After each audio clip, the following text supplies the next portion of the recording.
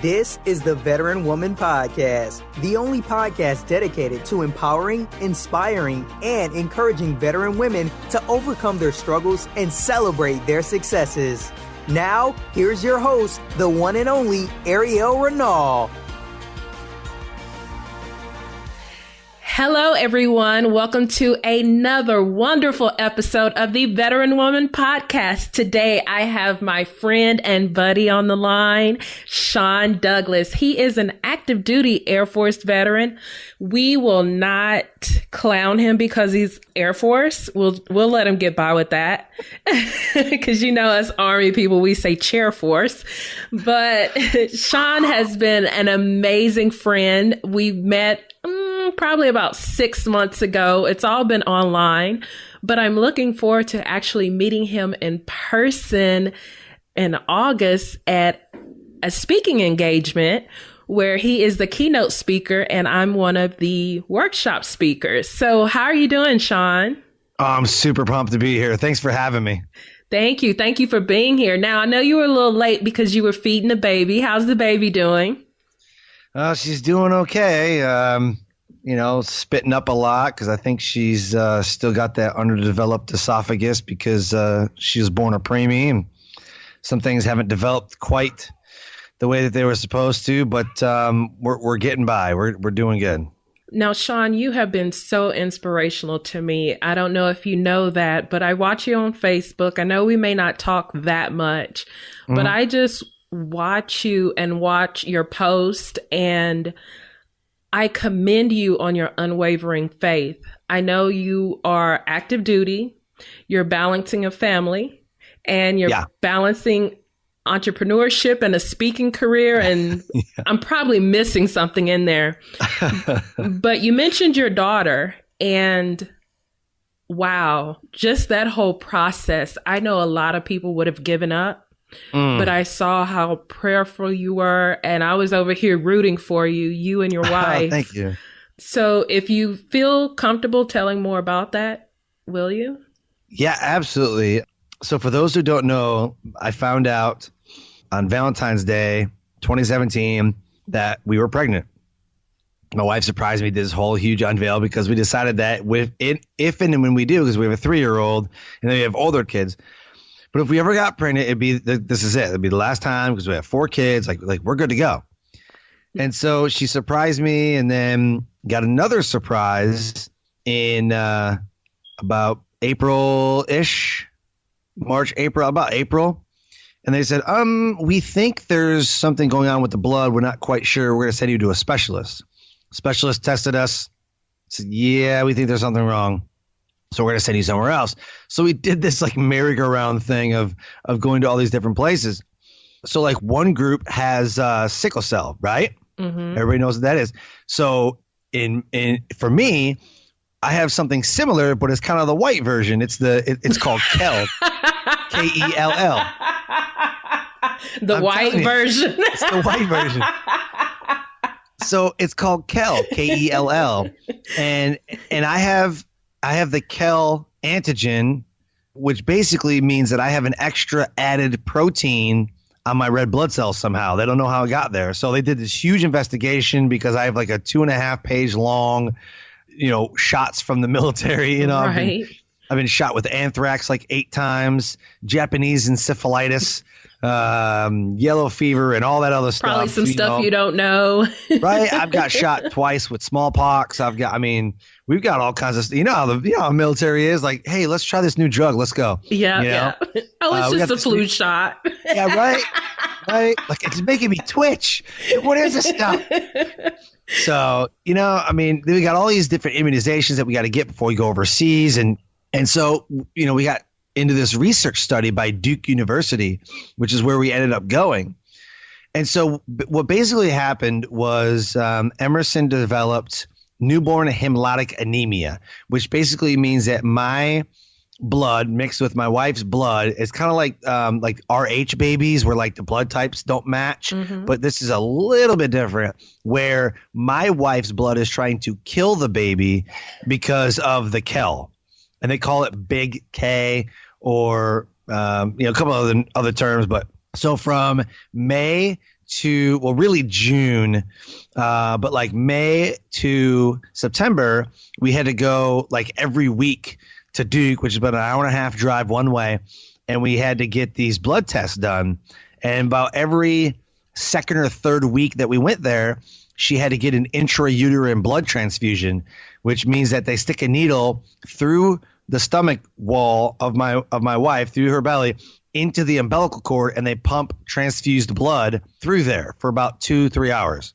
She's numb. She's got an epidural. She's spinal tapped. I mean, it's a hard process to watch. And we had to do this every 2 to 3 weeks. So every Thursday or Friday, we'd get our, test done, whatever. Where are we at? Cool. We're good to go. Numbers look good. The following week, where are we at? Numbers look good. No, they don't. What are we going to do? Okay, we're good. Okay. Following week. Okay. Blood transfusion time. And it was a cycle every Thursday or Friday. Wow. Until she was born. So it was pretty rough. And I remember you were still flying across country to speak. So your listeners are going to hate me. So no, I remember it's not a hate thing, because I remember you were going to come here to Kansas for the VetCon. Yeah. And I'm like, Sean, are you sure? Your baby's due in September. The conference is in September. It's okay. I understand. You're like, no, we're good. Sean, yes. Are you crazy? So there's something to be said about some dedication, right? Yeah. So she was born in September because we picked the date of September 29th because she wasn't going to make it past that date if we didn't deliver. So the doctor said that we can't transfuse anymore. We did 5 intrauterine blood transfusions, and they said we just can't do it anymore. Like every time we do it, there's a 9% chance of pregnancy loss, right? Wow. So at the time that she was born, she was like 33, I think. 33 weeks, I think. Okay. Yeah, 33 or 34. But they're like, look, she's at a gestational age where we don't have to do them. We could just do the C-section. So to make matters worse, we go in, we're trying to push, we're trying to do this, get everything ready, getting the, drips, and, we're trying to get this baby born, and she just won't come. And her blood pressure is dropping from like 129 to like 60, 129 to 80, and it's just bouncing back and forth. Like, okay, the baby is in distress. Something is happening. When they did the C-section, the umbilical cord was wrapped around her neck. So they're like, thank God we got her, because we don't know if that cord would have got tighter. We don't know if because we were pushing into labor and she wasn't ready, maybe, so it was really great that we did. She's a freaking fighter. Dude, oh my gosh. So she was in the NICU for the first 4 days, and she had the bilirubin levels elevated. So they had to have the bilirubin lights, and they had to have, we couldn't even touch her for the first day or two other than to feed her, change her, and put her back in. So it was, it's been pretty rough. But that speaking engagement for you, there was, okay, so I had plans months ago, right? Like June, July, like we're making plans, and all of a sudden they say, hey, we're going to deliver like this date. I'm like, okay, we're going to deliver like September 23rd. I'm like, no, you're not. I'll be in Kansas. No, you ain't. Doctor's like, excuse me? I was like, oh no. I know. I've had this scheduled for a while. Like, this is like, but this is your daughter's health. You can wait a week, folks. You can wait a week, okay? Because she ain't going anywhere. She's not dying. She's not in distress, And so my wife's looking at me like, you are freaking crazy. I was like, but no, sir, let's analyze this. She's not dying. She just had another blood transfusion. So she has at least 3 weeks, because every time that, like, if we didn't get the blood transfusions, she would go into shock because she's anemic. So her blood levels, get super low, and then she goes into shock, and, but I was like, look, she has another 3 weeks. Like she's not going anywhere. And the doctors, everybody's just like looking at me like, are you kidding me? I'm like, no, like what is where are we at right now? She says, well, safely. I was like, look, literally. She said, well, safely, we could deliver probably end of September, beginning of October. I'm like, see, there you go. See? Was that so hard? So bump that back, because I got a couple of speaking engagements to do. My wife is just going to be like, you are ridiculous. And then my whole family's like, shut. I'm like, what? It's not an emergency. That's how I was. Like, it wasn't even like a normal smooth selling pregnancy. You had all these ups and downs and you're still like, no, we're good. What? Yeah. So I teach resilience skills, and one of the skills that I teach is to balance your thinking. So a lot of us, I mean, including myself, when I first heard about this, I was like, oh my God, I can't believe this. Oh my God. And we're like crying in a corner, like rocking back and forth, like, oh my God, I can't believe it. Right. And so I literally was like, okay, let's balance our thoughts, right? Let's examine the evidence. What evidence do I have right now? She's safe. She's good, right? It's kind of like when you get a car accident, like, oh my God, you know, our first question is like, is everybody okay? Oh my God. And then we're like, okay, now let's check out the car. Some people are like, oh my God, my car. But let's check this out. Like, everybody's safe. Nobody died. The car can be replaced. That's why we have insurance. It's, you know, so it's like we slow down because we have all of these crazy thoughts coming, right? So that's what I do. I slow down. I'm like, okay, let's think for a second. Like, where are we? Let's assess. Okay. She's not dying. She just had a blood transfusion, so she has at least 3 weeks. The speaking engagements are only for like a day or two. I'm in, I'm out, right? I'm in, I'm out, right? So what ended up happening was I got invited to speak at a conference right the same time as yours is going on, right? I know. In California, right? Right. So the plan was to fly in, speak at your conference, leave the conference, fly out and into California and speak at that conference, and then speak at that conference, wait a day and fly back. But then you said, well, we're just going to do it virtual. I'm like, oh, okay. Okay. Because sometimes I don't know if I try to push my personal limits.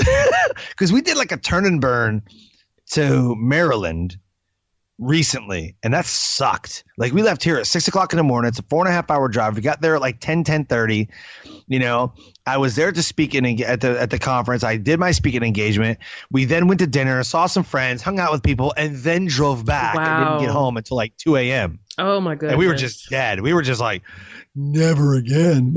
I was about to ask, would you do that again? No, that was maybe.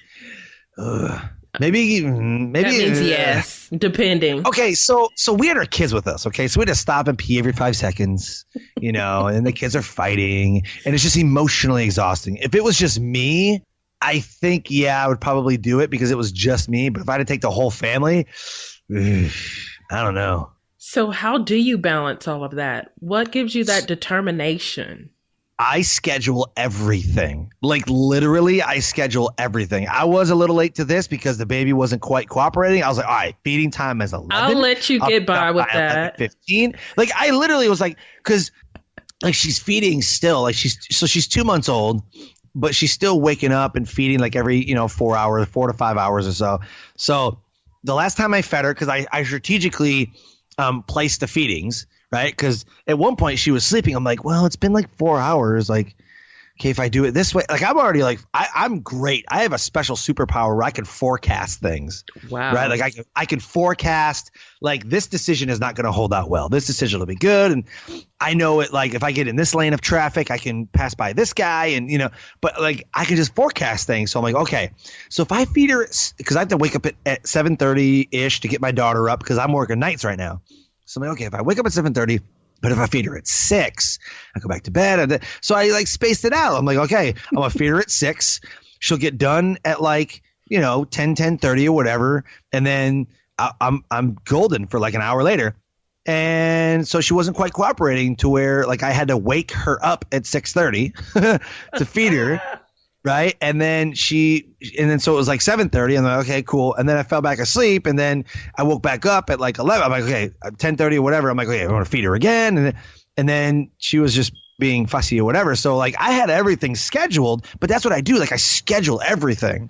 I've got this, I've got this, but everything is scheduled. And if somebody says, hey, can you do this? I'm like, let me check my schedule. I look at my schedule. I'm like, ooh, man, I'm cutting it close, man. I got a podcast right there. Or because I've got my radio show too that I do. Right. Oh, so yes. I forgot about that. Yeah. So I've got my radio show called Life Transformation Radio. It's all I like how you just did how you're like plugging yourself. No, I'm not even plugging myself. Not even. I don't do shameless plugs at all. Go ahead. What is it called? I wasn't plugging myself at all. Yeah, but it's called Life Transformation Radio. And I try to use the tactics that I listen to in the show and I hear and I teach and whatever, like throughout everything I do. And people ask me all the time, like, how are you balancing a radio show? How are you balancing a speaking career, active duty military? Active duty alone. Yeah, active duty military. I said I schedule everything. Right now I'm on nights. So I go to work from and you're going to love, oh my God. I'm not even tell you. No, I'm going to tell you. So I go to work at 1400. I'm home by 2030. Oh, that's 2000, 2030. That's actually not that bad. It's like 6 hours. That's an interesting shift. Chair Force.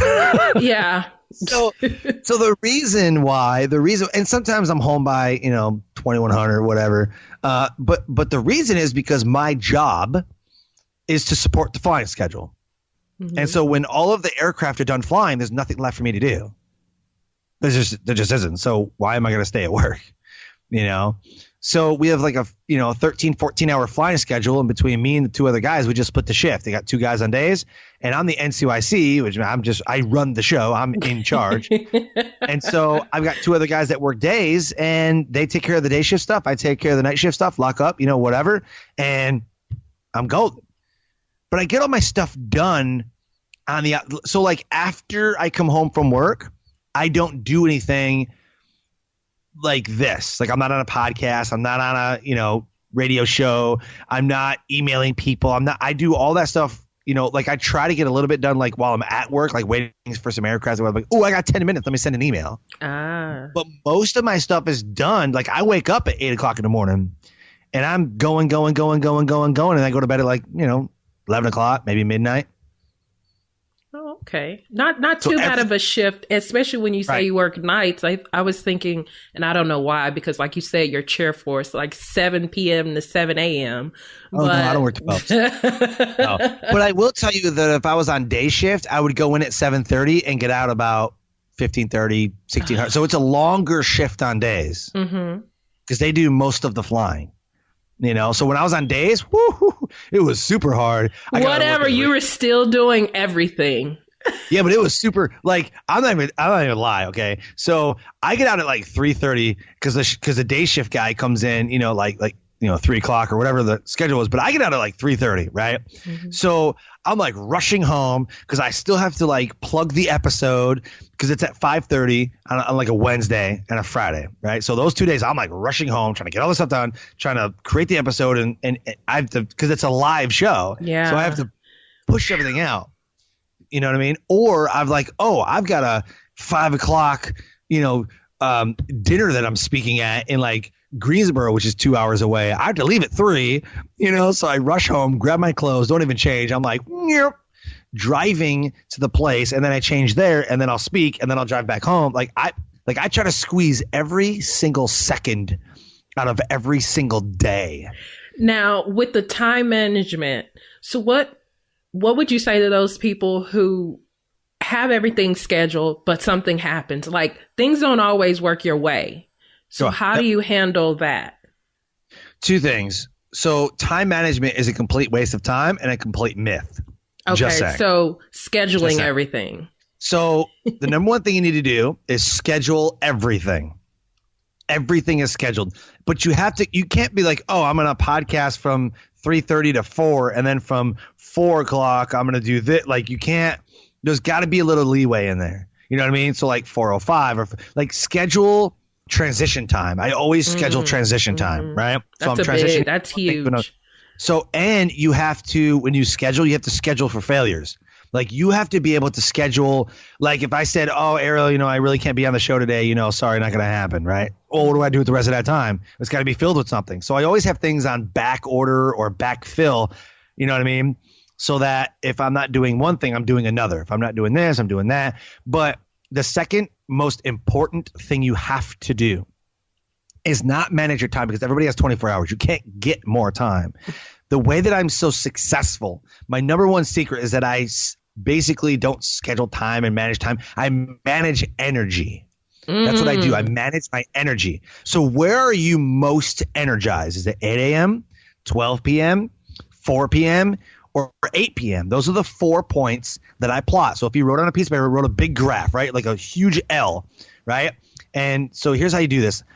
On the left side is basically the 1 through 10. Let's say 1 through 10. That's what your plot points are, 1 through 10.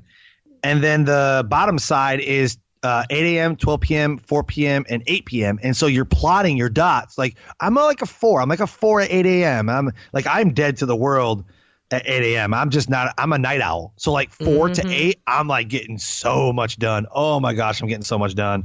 So that's what I do. Wow. Yeah. So that just sounds stressful though. It sounds freeing and relaxing, but it also sounds stressful. I guess because I'm the type of person, if I schedule something and something doesn't go right, then I'm just thrown off. But I do like how you pointed out energy. It is really about energy levels. Because I know if I try to do something that's outside of my prime times, it's not going to happen. I don't even try to schedule anything at those times anymore when I'm not energetic. So thanks for that. So going into, because we kind of went into productivity and time management / not time management or whatever you want to call it. So for those out there who want to build a speaking career, how do you do that? How am I building my speaking career? Yes. Oof. So the best way that I can explain it is I'm building a career now because in November of 2021, I retire from active duty Air Force. Mm-hmm. So I'm doing it now. And the way that I'm doing it is I've basically looked at what can I support? Like what is the most that I can do? Because I know some guys are like, well, Monday I'm in London, Tuesday I'm in Italy, Wednesday I'm back in the United States, Thursday I'm in Canada. Like there's no way I can do that. But what I can do is do some local things in the afternoon or when I'm not at work in the evening or in the mornings or whatever. Like the other day, I went to Fike High School in Wilson, North Carolina, and because I was a drill instructor for Air Force basic training, I spoke to the cadets, the junior ROTC cadets, and then took them out to the drill pad and drilled them. And they absolutely loved, because some of those ROTC instructors, they just don't have like the command voice like real basic training instructors do. Mm-hmm, mm-hmm. So they were like, man, like super loud. It was great. It was fun. And they got like instruction on what they were doing wrong. And so I do things in a way that I can support. So I've set a goal that at least once a month, I'm going to get booked to speak at least once a month. So that's what I do at least once a month. And then I'll say, okay, well, what else can I support? Can I support something like during the week? Can I support something, whatever? So what I've done is I reverse engineer everything. So I said, okay, well, what can my schedule support? So what I do is I submit or apply to 2 events every day, Monday through Friday, which equals 10 events a week, which times 4 is 40 events a month. Times 12 months is about 480 events that I apply to every year. I might speak at 30 of them, 20 of them maybe, depending on what they were. Maybe one was a long shot, like, I want to speak on, I'm going to go speak I got accepted to speak on the TED stage. Yes, congratulations. Yeah. Oh my God. I would like a dream come true. So I would say probably a good 20 of those, because I've been denied at least 8 times this year that I can remember. 8 times this year. So you got to figure out of those events that I apply at, I'm getting denied because it's like a prestigious stage like TED, There's other stages that, like Eric Swanson's Habitude Warrior. You gotta be incredible to get on that stage, plus there's just a lot that goes involved. So some of the stages that I really want to get on, I just probably won't, but I keep applying and, different events and stuff. So I set a quota. I was like, what am I going to do? I said, I'll apply to 2 events and then that's it. Once I apply to my 2 events, I'm done because I've set my goal. There's no reason for me to go anymore. Some people are like, oh, I'm going to spend 4 hours doing it. Why? If it takes me 4 hours, it takes me 4 hours. But once I hit my goal, I'm done. That's it. I move on to something else. But I've set different goals for myself, daily tasks for me to get done, because you get more done in 5 years than you think and less done in a year than you think. So if you kept this up, you would be phenomenally way more, like way past anybody else who's doing what you're doing if you kept up like month after month, year after year. You know what I mean? Mm-hmm. So, but set daily goals for yourself. And once you hit those goals, move on to something else. Wow. So this just went totally different than I had expected. But, you know, I know you just take over Sorry. things with shameless plugs and everything. But I love that about you, too, because you have that audacity to ask, that audacity to be, like you said, you'll apply for the ones that are prestigious, knowing that you may not get them, but you still have the courage to apply. A lot of us will talk ourselves out of it. Like, I'm not ready. Oh, yeah. I haven't done enough. I'm not good enough, all this. So I'm not even going to apply. But when you apply, what's the worst? They can tell you no. Right. But you have a chance. You don't have a chance of getting that opportunity if you don't apply. But when you do apply, you have a chance at that opportunity. And you just keep doing it, keep going at it, keep going at it. And one day they'll tell you, yeah. Or kick rocks, and then you still learn from it. Right? My favorite hockey player of all time, Wayne Gretzky, said you miss 100% of the shots that you don't take. Exactly. So why not do it? Why not just go overboard and do more? Because when you do more, so if I set the bar like, well, let's just apply to like 200 events. Like I'm just good. Let's just do like one a day. Like I'm good, whatever. And then I might speak at 10 or 20 because it's a numbers game, really. Mm-hmm. When you speak, it's a numbers game. So what happens is I apply to as many as I can, but I've set that bar. Like I've said 2 a day, and I've done all the math, and that's what I've decided on. No more, no less, And it's not hard to find 2 events to speak at every day, because every day there's events coming out, there's call for speakers coming out. And so once I find the 2 that I want, I'm done. I don't find, like I said, I don't find any more. But if you really look at yourself and how you think, feel, and believe about yourself, it's going to tell you a lot about how you achieve success. Like I think, feel, and believe that I could get on any stage that I want. We couldn't tell that. Whether it happens or not, I don't know. But if I had the mentality that says, you know what, that's too big of a stage, I'll never get on TED. No. I've just adopted the fact that why not? Why not me? Mm-hmm. Like what? Exactly. Like why not? So for the past 3 years, I've tried to get on the TED stage. It hasn't happened, and I've been denied at least. If I had to count, because I know, was it 8 times? So I know I did at least 4 or 5 last year. I think it's like 15 times probably. I applied 15 times, and the last time, I finally got it. And I mean, all kinds of events, and I've taken 2-day TEDx seminars, from guys who have been on the stage, event organizers. I've read all of the TEDx books. I've watched TED speeches. I've submerged myself into this this culture of TED, and it paid off. It wasn't like I applied one time and I got it. Right. You have to be persistent, dedicated, diligent, all of that. Exactly. Yeah, definitely the dedication. And it really comes down to how you think, feel, and believe about yourself. Yes. Mindset is everything. Everything. So if you had to do anything differently, what would it be? Oh my gosh. So if I had to do anything differently, I would have, number one, reached out and got into a mastermind or gotten a mentor right away. And I hear that like, oh, you need a mentor, Like, well, I don't really need a mentor. Like I'm pretty persistent. Like I can Google some things, I just paid $5,000 for the speaker coach for next year for 2018. Mm-hmm. And I've been speaking since like 2009, 2010, like high schools and colleges and different things.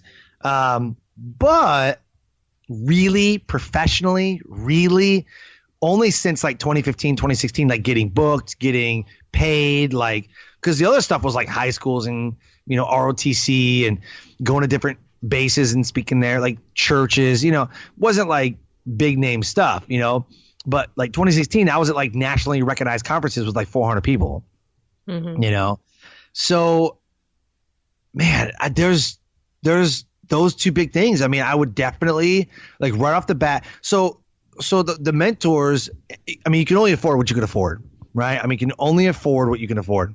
But if you find someone who is doing what you want to do at the level you want to do it, at the money that they're making, and you want to do that, then that's your guy. Unless, of course, your guy is Gary Vaynerchuk and he's going to tell you to kick rocks because he just doesn't have time for lonely old you. However, hey, ask him anyway. Oh, definitely ask him. Yeah. Oh, yeah, definitely. For example, I asked Gary V to be on my, and I sent him an email, and then I sent him a Facebook post, and then I sent him a Twitter, tweeter, whatever it was. I don't have any of that. So Snapchat, Instagram, Snapagram. I don't do none of that stuff. I stick to LinkedIn and Facebook. Like, that is it. Because the other things are just way too darn confusing. So whatever. But I looked him up on all the social media platforms. Like, dude, sent him a message. Like, I'm going to get this guy. Like, I'm going to get Gary V on my show. Right? Sent the email. 5 minutes later. No joke. 5 minutes later. Hey, man. Read all your posts and stuff like that. I appreciate you following me. I appreciate everything you do, but I'm just too damn busy and I can't come on your show, man. But thanks. But you know what? You got to reply. I got to reply. Yeah, I got to reply. That's because big. I was super persistent. And I was like, I will do anything to get you on my show. Like, I'll come work for you for free. Like, I'll take leave for the military. Like, I will do anything to get you on the show. And he's just like, dude, I really appreciate all the posts and all the messages because I unloaded like all at one time. It was like, I'll send them one and then a week later. No. It was email sent, Facebook sent, LinkedIn sent, Twitter. All at once. I barraged him. Like all at once, right? And I just got a message back, like, hey man, appreciate the messages, appreciate the following, but I'm just too damn busy, man. You know what you need to do next is just grab a mic and go to wherever he is and just follow him around. Yeah, like a paparazzi guy. Yeah. Gary V. So it's me. Right? Remember me? So funny. I go to jail. So but yeah, I mean that's who I want it, and so I do the things necessary, but that's one of the things that I would do. I would definitely get a mentor, somebody who's doing things at the level that you want to do them at. But you can only afford what you can afford.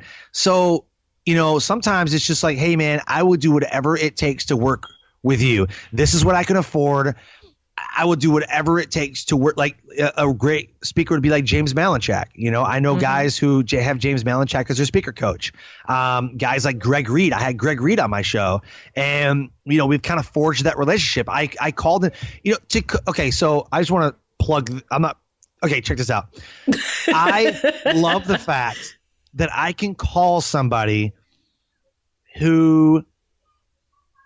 Like, let's say that you could call like any senator you want, like, hey, Bob, what's happening? How's the family? You know what I mean? Like, you can call like the president and be like, yo, what's happening? Like, in order for me to have the opportunity to have Frank Shankowitz on my show, who is the founder of the Make-A-Wish Foundation, and to be able to text him or call him or email him at will, to have Greg Reed, like the author of 3 Feet from Gold, millionaire keynote speaker, amazing dude, answer my phone call.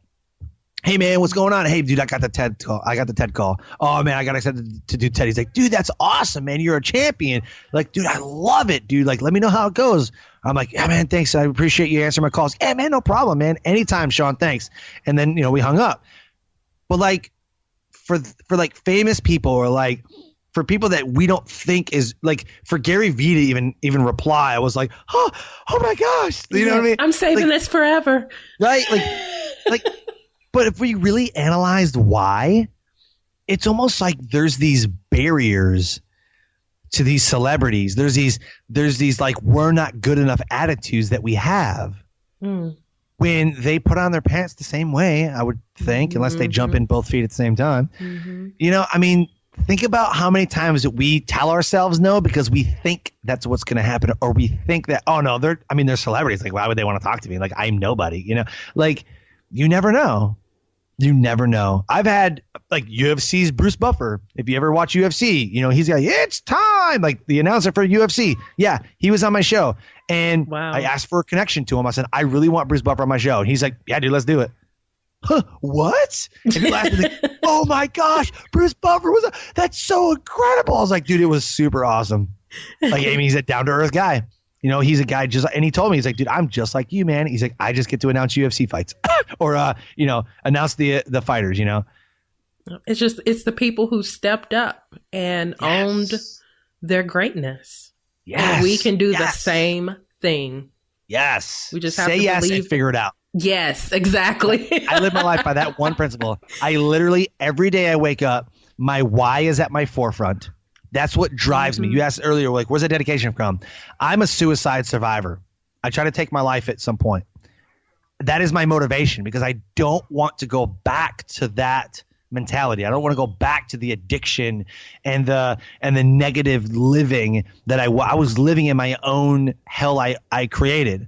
I don't want to go back there, but I also see people doing the same things. I'm like, oh, bro, I was right there. Oh, man, dude, I see you going down that road.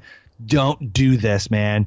And so I live my life by say yes and figure it out. You just make it happen no matter what. And that's how I live my life. Know why and don't worry about the how. The how will come. Yep. It really does. I remember when I said I wanted to have a podcast. Don't listen to podcasts, knew nothing about podcasting, but I said I really want to have a podcast. And even to this day, this has been going on for about a year now, a year and a half. And I'm just like, wow, I have a podcast. And it's just, and it's just about doing it, just stepping out on faith and doing it. And the how will come.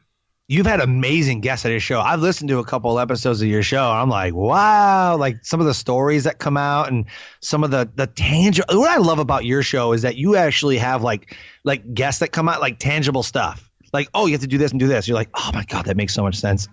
You know what I mean?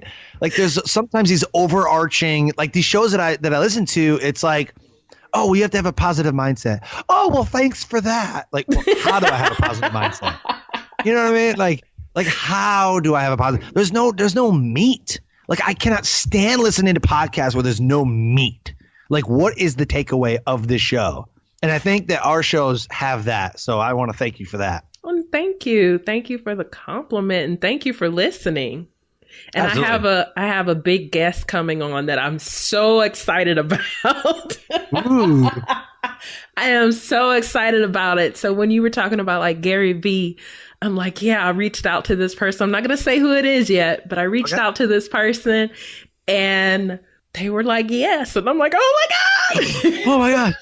The one thing I did when I started my show, and I kind of knew that it was just like the evolution of things, So, I branded myself, the Success Core, in 2016, started doing that, started branding, started getting out there, like really pushing the business. And then, okay, 27, and then, I'm going to write my book. So I did that. And then I said, okay, 2017, what am I going to do? Got to be on the TED stage. Got to be like since 2015, I'm like, got to do it. So that's always been number one priority. And then I was like, okay, well, let me start a show. And I love it so I'm a live show, so people call in, they talk to the guests, super awesome. Well, what do I do in 2018? I'm like, well, I'm going to start another one. My wife's like, you're ridiculous. So I feel like every year you need to be scaling something. Like you can't, like whatever you did in 2017, you have to do it bigger. You have to do it more. Or I'm not saying like do more shows, but like do something like you say, you got this big guest coming on. That's it. Like you have to have a big guest. You have to have something, something that like keeps huge. You going, something to look forward to. And if you got a no in the past, keep pushing for that. Add that back to that list of goals that you write down. You got to make sure to write them down, make pictures, something where you see them often, and just keep asking. And I'm telling you, 2017 has been amazing to me because I had the audacity to ask. Oh yeah, 2017 has been amazing. And didn't know how it was going to happen. But now I look back at my goals and I'm like, oh my God. Right? Like, what did I accomplish? That's crazy. And how in the world did I do that? Absolutely. So the one thing that I did, and I'm going to do this again. The one thing that I did was when I started my show, I said, who do I want on my show? What is my kind of audience? What is my target? You go through this whole thing, right? Mm-hmm. I said, but who do I want on my show? So I wrote down everybody I knew that I didn't know, if that makes any sense. Everybody that I knew that I didn't know. So I was like, ooh, so I want E.T., I want Eric Thomas on my show. Like, let's do this. I want Tom Ziegler. I want Brendan Burchard, Russell Brunson, Richard Branson. I want Gary Vee. Bruce Buffer, I just wrote a dream list. Mm-hmm. I wrote a dream list of guests that I know who they are, but I don't know them. They don't know me, and I reached out to them. Russell Brunson said no like 3 times this year. Simon Sinek said no a couple times. But what was great was he's like, dude, I listened to one of your episodes and this guest said this and this and this, which was really great. Keep it up. I was like, he listened to my show. Oh my God, he listened to my show. Because Simon Sinek has like the greatest books ever. He has the greatest videos. He's the most watched TED speaker. Mm-hmm. Like, it starts with why. For him to even acknowledge that I have a show was like, oh, like it was amazing. So I reached out again. I'm like, hey, you said you were going to Australia, because I always reference the emails, right? Mm-hmm. I'm like, hey, you said you were going to Australia, and you said to kind of reach back, because one thing. Listen, listeners, listen. If you're reaching out to somebody, get a date to reach back out. If there's a no, like, okay, I guess you can't really. Because I'll say, well, I'll reach back at you in a couple of days. You said no now. I'll reach back in 2 days. But it's like no, now's a good time. I was like, well, okay, fair enough. I hope that everything's going well, and I'll just reach back out to you in a couple of months. We'll see where we're at. You know what I mean? Mm-hmm. And stick to that. Like, reach back out in a couple of months. You know what I mean? But he said, hey, at the end of August, I'll be back from Australia. You know what I mean? I was like, oh, cool. So I'll reach out then. So I waited till like the first week of September. I reached out. He's like, man, I'm really getting into this book. He's like, let's try something at the end of the year, maybe next year sometime or whatever. I'm like, hey, no problem. I'll reach out again. So I'm going to reach out again, but I've never, but unless the guy says no and stop emailing me, you know what I mean? Because he's like, well, I don't have this, I'm going to reach out, whatever. Or if they say, look, I'm just not interested in being on your show, then that's a pretty definitive no, and you just need to stop. But if they say, hey, I'm really busy right now, reach out to me in a couple of months. The door is always open. And be that one to follow up, because so many people don't follow up, or we end up quitting and we'll stop the follow up. And so it doesn't show that we have persistence. And then when you're persistently doing something, people respect that. And they're like, okay, this person is serious. Okay, I'm going to find out what they're about. I'm going to give them a chance. Absolutely. And that's all it takes. And then Brendan Burchard said the same thing. Brendan Burchard was like, I think a secretary messaged me. Was like, yeah, he's just sorry. He's too busy and not interested. I'm like, well, that sucks. So, but I'll never be that guy that says, hey, Brendan Burchard reached out to me, wants to be on my show. I'm like, no, Brendan Burchard, because you said no to me one time. Like, I would never. I'd be like, let's do it. Like, I don't know. I know people get super mad sometimes. Like, well, they said no to me last time, so why should I? I'm like, dude, shut up. Yeah. It's not about you, man. Be like, yes. Well, I'm trying to keep I'm trying to keep calm. Like, okay, thank you. Let's schedule it for this day. When is your schedule looking well? And then you get off the phone like, Right? Like, yes. Yeah. I about had a heart attack when I got the acceptance email. Like, you're accepted to the TED. I was like, no way. How many times did you read it? Like 4 times. I'm like, you're accepted. No, wait. Okay, hold on. Let me refresh the email. Let me check the email address. Make sure it's actually Sean Douglas, SEA. Okay, make sure that, it's my email address. Like, what? Let me read this. Then there's an attachment with a welcome letter. Hi, Sean. I'm like, SEA. I'm going to spell correctly. I'm kidding. Like, you're just checking. Like, you know what I mean? And it was, so here was my mentality. I want to talk about that mentality. If it's like, here was my mentality. I can do it. I can be on the TED stage. Oh, I can do it. You're accepted at the TED stage. Oh, crap. Now I got to deliver. You know what I mean? It's fun to dream about the $1 million you win in the lottery. Here's your $1 million. Now what do? You're like, Yeah. But the how is, crap. the how is going to come for you. You're going to get up there and rock it. Oh, yeah. No question. I'm going to be super nervous because I put a ton of pressure on myself saying that the TED stage is the Super Bowl of speaking. Mm-hmm. You know, to me, to everybody else, it's another stage. I don't know what everybody else is thinking is, but to me, to be at a TEDx event, a TED stage, whatever, it is. You get millions of views on here. This is a big deal. Right. Hundreds of thousands of people apply every year. 13 people are going to be on the stage. 13 people out of hundreds that probably have applied. That's just the way it is. Congratulations. So I just thank you so much. I cannot screw this up. There's so much pressure, and it's just I have to rehearse and just read what I'm going to do. And I got the TED books that I bought, and I've prepared myself for this moment. You know what I mean? Les Brown said something I'll never forget in one of his speeches. He says it's much better to be prepared and not have the opportunity happen than to have the opportunity and not be prepared. Mm-hmm. Mm-hmm. And it's like, boom. Like you are practicing like you play. Every speech that I've ever given was practice to be on the TED stage. And you know everything what? I've ever done. You've got this. You're military, even though you're Chair Force. You're military. We have to do things. We have to do things at the last minute. We have to get up and give a class that we may not know anything about. So you've got this. All you got to do is breathe. Yes. Breathe. You've got it. Why do you think I stick around? I got nothing. Don't come back. I see you saying, okay, I want to be a TED speaker. I want to speak in Australia. I want to speak in Las Vegas. And then I'll see, I got it. And I'm like, oh my goodness. I want that. I want that. Bring that to me. Bring that to me. I will be speaking in Las Vegas January 17th and 18th, like right after the first of the year. Wow. And I'll be sharing a stage with John Leslie Brown. Wow. So I'm like, yes. Like it's just, and it's just, you have to learn in the speaking world anyways, but I think this applies everywhere. Whatever you're applying to, whatever you're doing, you have to show out more than everybody else. You know what I mean? You have to be so much better than everybody else. You know what I mean? So if you have 100 people applying, what sets you apart? Mm-hmm. And that's what I've always tried to do is what sets me apart. So, like there's 100 last check was 120,000 different podcasts, whether they're going or not, but 120,000 available podcasts you can listen to. How is it that one or two people get high rankings? Joe Rogan's show, his podcast has millions of followers, 2 to 3 hours long, his episodes. Oh, wow.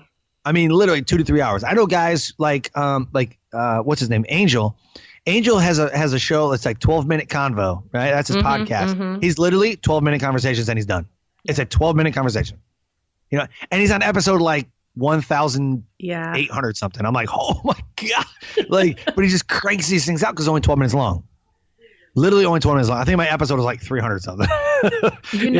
And it's about being okay with your quirks, your ins and outs, your personality, because that's what makes you unique and that's what makes you stand out from everybody else. Exactly. How do you stand out? So I have a live show. I said, let me look at all the podcasts that are doing what they're doing, but who's doing, like what's the difference?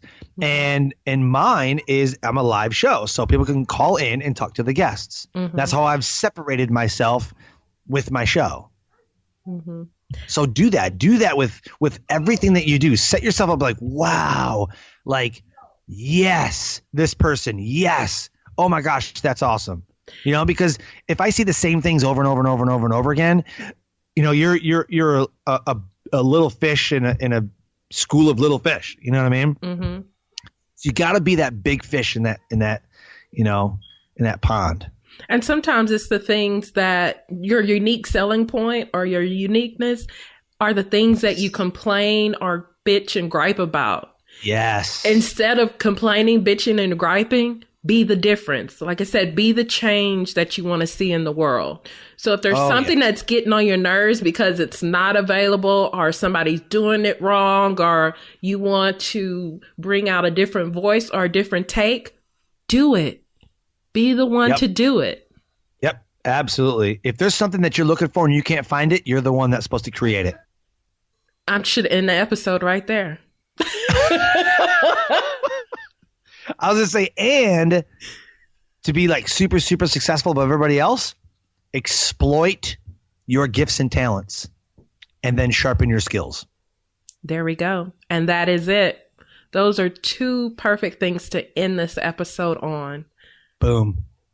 Thank you so much, Sean. Thank you for all that you do. Continue to be an inspiration to people, even though you don't know that they are looking at you. Right. Because you are inspiring many of us. I know I'm not just the only one. And continue to be you. And congratulations on all your successes. And I look forward to seeing you reach your other goals. I'm right behind you. Oh, let's do it together. All right. Have a good one. You too. Thank you. Thanks. You've been listening to the Veteran Woman Podcast. If you want to connect with Ariel and let her know what you thought of today's show, be sure to head over to www.theveteranwoman.com and follow her on Facebook, Instagram, and Twitter @The Veteran Woman.